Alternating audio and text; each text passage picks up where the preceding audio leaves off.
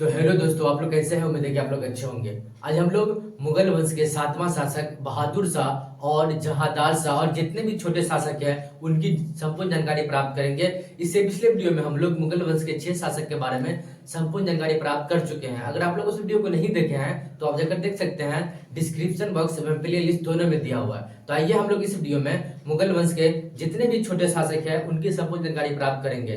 ठीक है, तो आइए देखिए, मुगल वंश जो है वो लगभग 1526 से लेकर के 1857 ईस्वी तक चलता है। लेकिन इसका मेन जो है, मेन मुगल वंश का जो मेन जितने भी शक्तिशाली शासक थे वो 1526 से 1707 ईस्वी तक औरंगजेब की मृत्यु के बाद यही मेन मतलब जितने 6 शासक जो है मुगल वंश के वो सर्वशक्तिशाली थे। ठीक है, और इसके जितने भी छोटे छोटे शासक आए इसके बाद ये कोई उसमें जान नहीं था। ठीक है, तो देखिए बहादुर शाह का जो शासन काल था वो 1707 ईस्वी से लेकर के 1712 ईस्वी तक। ठीक है, ये लगभग 5 साल मुगल वंश की राजगद्दी पर बैठते हैं। ठीक है, और अपना शासन करते हैं। तो औरंगजेब की मृत्यु के बाद मुगल वंश का क्या होता है, पतन होना शुरू हो जाता है। यानी कि मुगल वंश का जो पतन होता है वो किसके मृत्यु के बाद, तो औरंगजेब के मृत्यु के बाद जो है मुगल वंश का पतन होना शुरू हो जाता है। ठीक है, याद रखिएगा। उसके बाद औरंगजेब के जो है 3 पुत्र थे। कितने पुत्र थे? 3 पुत्र थे। और ये तीनों पुत्र में क्या होता है, राजगद्दी पर बैठने, मुगल वंश के राजगद्दी पर बैठने के लिए युद्ध होता है। यानी कि झगड़ा होता है, आपस में खूब युद्ध करते हैं। उसके बाद जो जीतता है वही राजगद्दी पर बैठते हैं। क्योंकि औरंगजेब का जो मृत्यु हुआ था तो उस समय किसी को उत्तराधिकारी नहीं बनाया गया था। तो इसलिए क्या हुआ कि तीनों भाई में आपस में युद्ध हुआ और जो जीता वही मुगल वंश के राजगद्दी पर बैठता है। ठीक है, तो इनके 3 पुत्र थे। पहला था बड़ा पुत्र मुअज्जम, दूसरा था आजम और तीसरा था कामबख्श। ठीक है, याद रखिएगा। और ये तीनों पुत्र में युद्ध होता है जिसमें मुअज्जम की जीत हो जाती है। ठीक है, मुअज्जम की जीत होती है। तीनों भाइयों में मुअज्जम की जीत होती है और इसी जीत के बाद मुअज्जम बहादुर शाह की उपाधि प्रदान कर लेती है। ठीक है, याद रखिएगा कि मुअज्जम जो है कौन सा युद्ध के बाद जो है ये बहादुर शाह की उपाधि प्रदान कर लेते। तो तीनों भाई का जो युद्ध हुआ था राजगद्दी पर बैठने के लिए, उसी युद्ध के बाद ये क्या करते हैं, बहादुर शाह की उपाधि प्रदान कर लेते। ठीक है, याद रखिएगा, अभी पूछ देता है। उसके बाद मुअज्जम मुगल वंश के गद्दी पर लगभग 63 वर्ष की आयु में बैठा था। याद रखिएगा कि अब देखिए मैं पूछ देता है कि मुगल वंश के कौन सा शासक है जो लगभग 63 वर्ष की आयु में राजगद्दी पर बैठे थे, तो वो मुअज्जम यानी कि बहादुर शाह थे। ठीक है, बहादुर शाह थे। ठीक है, याद रखिएगा। मुअज्जम जो है बहादुर शाह प्रथम, मुअज्जम को बहादुर शाह प्रथम और शाह आलम के नाम से भी जाना जाता है। यानी कि इसको जो है शाह आलम और बहादुर शाह प्रथम के नाम से भी जाना जाता है। ऑब्जेक्टिव में पूछ देता है कि मुअज्जम को और किस नाम से जाना जाता है, तो बहादुर शाह और शाह आलम के नाम से जाना जाता है। बहादुर शाह प्रथम और शाह आलम के नाम से जाना जाता है। ठीक है, उसके बाद देखिए जहांदार शाह का शासनकाल आता है। जहांदार शाह का शासनकाल 1712 ईस्वी से लेकर के 1713 ईस्वी तक, लगभग 1 साल यह मुगल वंश के राजगद्दी पर बैठते हैं। और ये लगभग बहुत फालतू शासक था, मतलब इसको कोई इसका चरित्रहीन बहुत खराब था। यानी कि इसका जो है चरित्रहीन बहुत खराब था। जहांदार को जो है मुगल वंश के सबसे चरित्रहीन शासक के रूप में माना जाता है। यानी कि इसका जो है चाल चलन ठीक नहीं था, इसलिए इसे चरित्रहीन शासक के नाम से जाना जाता है। ठीक है, इन्होंने अपना प्रशासन को का बागडोर, यानी कि ये जो अपना प्रशासन का बागडोर जुल्फिकार के हाथ में सौंप दिया था। याद रखिएगा कि इन्होंने अपना जो प्रशासन का जो बागडोर है किसको सौंपा था, तो जुल्फिकार को। यह ऑब्जेक्टिव में पूछ देता है कि जहांदार शाह जो है अपना प्रशासन का बागडोर किसको सौंपा था, तो जुल्फिकार को। ठीक है, याद रखिएगा। उसके बाद जहांदार ने ये एक अच्छा काम किया था कि जहांदार ने जजिया कर वापस ले लिया था। यानी कि जजिया कर को समाप्त कर दिया था। ठीक है, याद रखिएगा कि जजिया कर को मुगल वंश के कौन सा बादशाह समाप्त किए थे, तो वो जहांदार शाह। ठीक है, याद रखिएगा, ये अच्छा काम किए थे। इसका एक अच्छा काम यही है और ये पूछता है ऑब्जेक्टिव में कि जजिया कर पूर्ण रूप से किसने समाप्त किया था मुगल वंश के, कौन सा शासक है मुगल वंश के जो जजिया कर को पूर्ण रूप से समाप्त कर दिया था, तो वो जहांदार शाह, ठीक है, याद रखिएगा। उसके बाद इसे मुगल वंश का लम्प्ट मूर्ख की उपाधि प्रदान किया गया था, यानी कि इसे लम्प्ट और मूर्ख की उपाधि, यानी कि ये मूर्ख वाला काम कर सकता है, इसलिए इसको लम्प्ट मूर्ख की उपाधि प्रदान किया गया था, ठीक है, याद रखिएगा। उसके बाद देखिए यहाँ पे आता है फर्रुखसियर।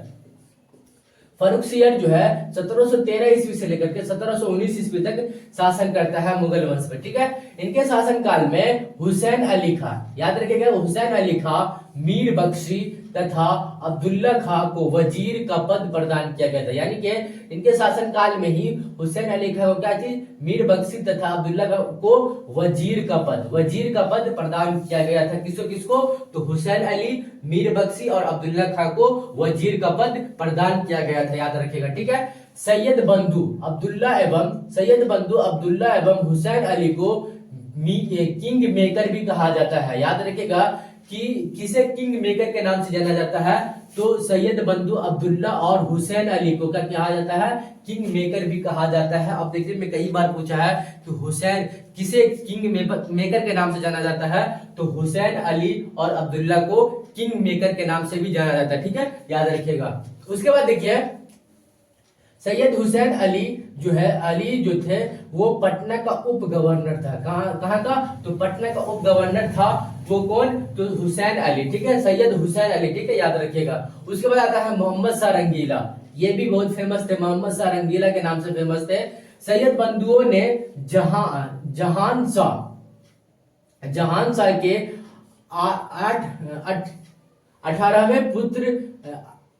18 वर्ष पुत्र रोशन अख्तर को, मतलब जो है ये जहान शाह के जो पुत्र थे 18 वर्ष के पुत्र जो रोशन अख्तर को मोहम्मद शाह की उपाधि प्रदान किया गया था, यानी कि जहान शाह के पुत्र जो थे 18 वर्ष के रोशन अख्तर को कौन सा उपाधि प्रदान किया गया था, तो मोहम्मद शाह का उपाधि प्रदान किया गया था, ठीक है। उसके बाद ये राजगद्दी पर बैठते हैं, मोहम्मद शाह के नाम से ही ये राजगद्दी पर बैठते हैं, ठीक है। उसके बाद मोहम्मद शाह के शासन काल में सआदत खान ने अवध राज्य की नींव डाली थी, यानी कि अवध राज्य की नींव किसके शासन काल में डाली थी नींव, तो याद रखिएगा सआदत खान के नींव, मतलब इसके शासन काल में ही अवध का नींव डाला गया था, किसे, तो सआदत खान ने अपने शासन काल में क्या किया कि अवध का नींव डाला था, ठीक है, याद रखिएगा। उसके बाद इसके समय अली वर्दी खां, ये बहुत फेमस थे, अली वर्दी खां बंगाल में स्वतंत्र राज्य की नींव डाली थी, यानी कि बंगाल राज्य की स्थापना किसने किया था, तो बंगाल का नाम, तो वो अली वर्दी खां जो है बंगाल का स्वतंत्र राज्य के रूप में इनको स्थापना करता है, कौन, अली वर्दी खां। ये बहुत फेमस है क्योंकि कई बार पूछ दिया है कि बंगाल में स्वतंत्र राज्य की नींव किसने डाले थे, तो अली वर्दी खां, ये ऑब्जेक्टिव में पूछ देता है, ठीक है। उसके बाद आता है आलमगीर द्वितीय के नाम से किसे जाना जाता था, तो औरंगजेब को, और ये आलमगीर द्वितीय, ठीक है। इनका शासनकाल था 1754 से लेकर के 1748 ईस्वी तक मुगल वंश में, ठीक है। मुगल वंश वजीर इमामुल मुल्क ने मुगल सम्राट अहमद शाह को अंधा करके उसके बाद आलमगीर द्वितीय को राजगद्दी पर बैठाया था, यानी कि अहमद शाह को क्या किया कि अंधा बना दिया और उसके बाद किसको राजगद्दी पर बैठाया, तो आलमगीर द्वितीय को राजगद्दी पर बैठाया। और आलमगीर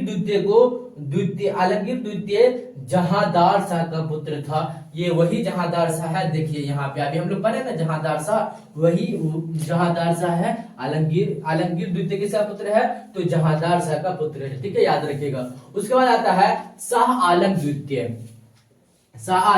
क्योंकि हम पहले जान रहे थे बहादुर शाह, इसी को शाह आलम के नाम से भी जाना जाता था, तो यहाँ पे शाह आलम के नाम से जाना जाता था, ठीक है। तो शाह आलम द्वितीय भी आता है, ठीक है। शाह आलम द्वितीय का शासनकाल था 1759 से लेकर के 1806 ईस्वी तक इनका शासनकाल था। इसका वास्तविक नाम था अली गौहर, ठीक है, इसका वास्तविक नाम था क्या, तो अली गौहर।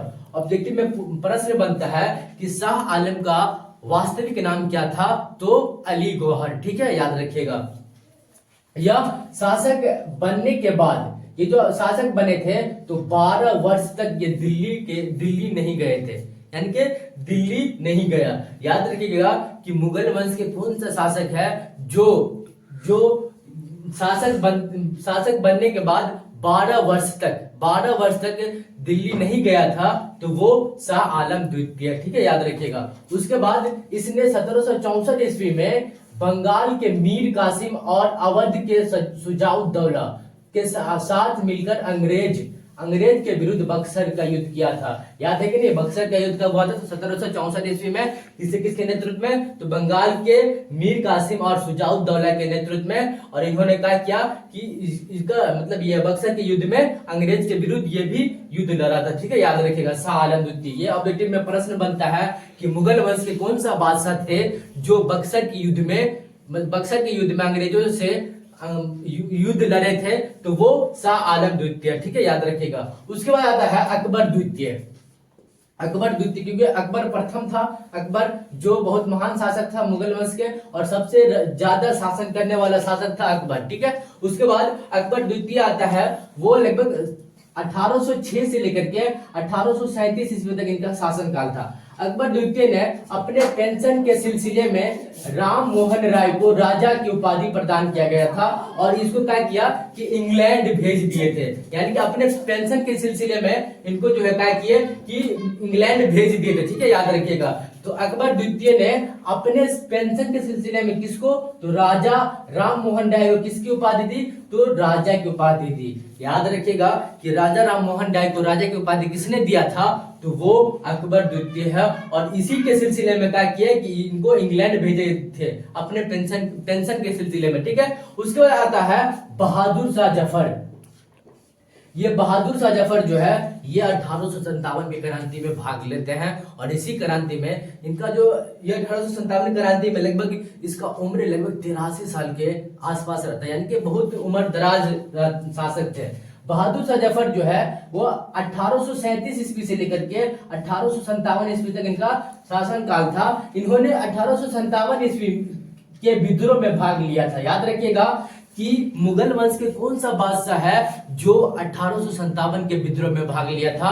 वो बहादुर शाह जफर है, ठीक है, याद रखिएगा। उसके बाद इसमें भाग लेने के कारण इन्हें बंदी बना लिया गया था, यानी कि 1857 क्रांति में जो भाग लिया था तो इनको अंग्रेजों के द्वारा जो है क्या किया गया था? तो बंदी बना लिया गया था और रंगून में निर्वाचित कर दिया गया था, यानी कि इसको क्या किया गया था? तो रंगून में निर्वाचित कर दिया गया था, ठीक है। उसके बाद होता क्या है कि 1862 ईस्वी में इनकी मृत्यु होने पर मुगल वंश का अंत हो गया था, यानी कि 1862 ईस्वी में बहादुर शाह जफर का जो मृत्यु होता है, इनके मृत्यु के बाद मुगल वंश का दी एंड यानी कि अंत हो जाता है। तो ये था मुगल वंश की संपूर्ण जानकारी। अगर आप लोगों को ये वीडियो अच्छा लगा हो तो लाइक करें, और चैनल पे नए हो तो चैनल को जरूर सब्सक्राइब कर लेंगे। मिलते हैं नेक्स्ट वीडियो में, तब तक के लिए जय हिंद जय भारत।